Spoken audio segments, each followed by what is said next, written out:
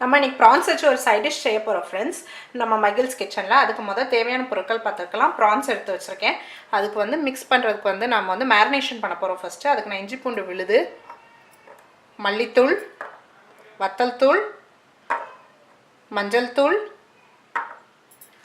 உப்பு தேவையான அளவு, அப்புறம் தாளிக்கிறதுக்கு வந்து நான் கருவேப்பிலையும் பச்சை மிளகாவும் எடுத்து வச்சுருக்கேன். இப்போ இந்த ப்ரான்ஸை நல்லா கழுவி வச்சுட்டேன்.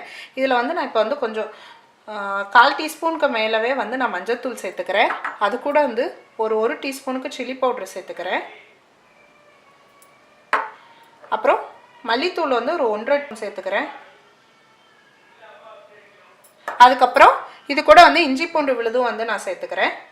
சேர்த்து இது எல்லாத்தையுமே நான் நல்லா பிரட்டிக்க போகிறேன். இந்த ப்ரான்ஸில் வந்து தண்ணியே இல்லாமல் இருக்காமல் பார்த்துக்கோங்க. அப்போ தான் வந்து இந்த உங்களுக்கு மசாலா பிரட்டும் போது வந்து ரொம்ப நீர் வந்து அதில் இருக்காது. ஸோ உங்களுக்கு ஃப்ரை பண்ணி எடுக்கும் போதும் சீக்கிரமாக வந்து ப்ரான்ஸ் வந்து வெந்துடும்.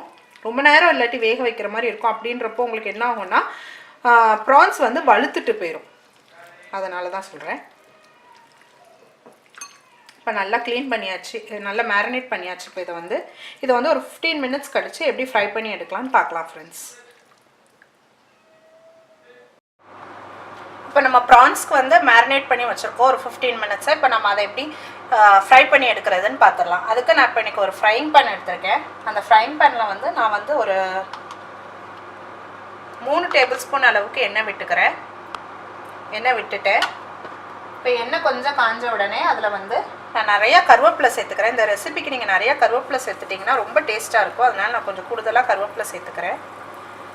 ஒரு 3 பச்சை மிளகா வந்து கீரி போட்டு வச்சுருக்கேன், அதையும் சேர்த்துக்கிறேன். நான் இந்த ரெசிபிக்கு நீங்கள் தேங்காய் எண்ணெய் யூஸ் பண்ணிங்கன்னா இன்னும் டேஸ்ட்டாக இருக்கும். ஆனால் நான் இன்றைக்கி தேங்காய் எண்ணெய் யூஸ் பண்ணல.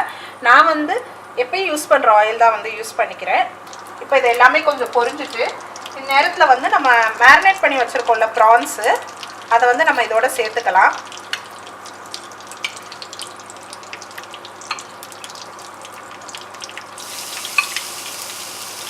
ப்ரான்ஸ் சேர்த்த பிறகு ரொம்ப ஹையில் வைக்காதீங்க, ஏன்னா உடனே வந்து அது அடிப்பிடிச்சிரும். அதனால் நான் வந்து கொஞ்சம் வந்து நான் சிம்மில் தான் வச்சுருக்கேன்.